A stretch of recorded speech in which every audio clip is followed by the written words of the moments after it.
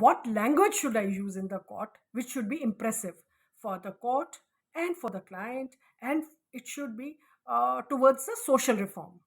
This language you have to work very hard.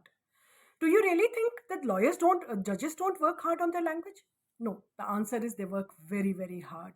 A judge has to work for 19 hours a day in the Supreme Court to deliver the best judgments. Generally, the judgments are written by the Supreme Court judges. There is no judgment writer.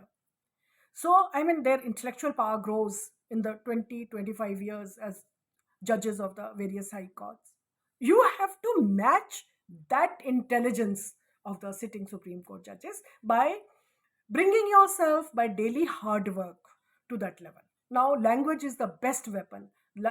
Language is the best instrument by which you can show the court कि मैं भी कुछ जानता हूँ.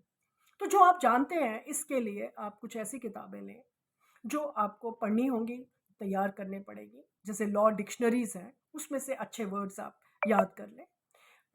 Latin words हैं, phrases हैं, वो आप याद कर लें. अक्सर आपने गोपाल सुब्रमण्यम को, जो कि सीनियर एडवोकेट है, उनको सुना होगा. वो बहुत सारी ऐसे एक्सप्रेशन मैक्सिम्स यूज करते हैं.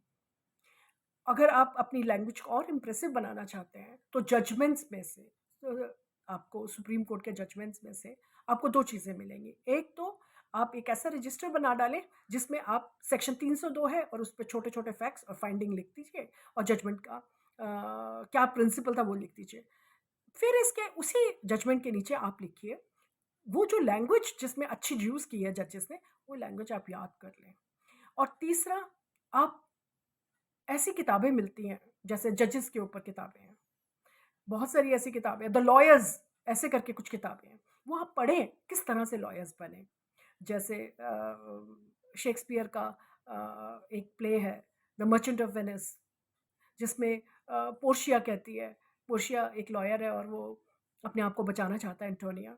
तो वो उसका जो उसके साथ झगड़ा होता है उसके मनी लेंडर के साथ, तो उसमें कॉन्ट्रैक्ट में लिखा होता है कि अगर शिप से सारा सामान नहीं पहुंचा, लॉस हो गया, तो वो उसको एक पाउंड ऑफ फ्लैश देगा.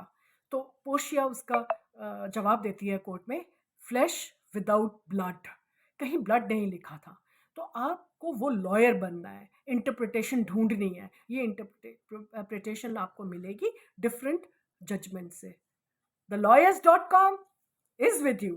thelawyers.com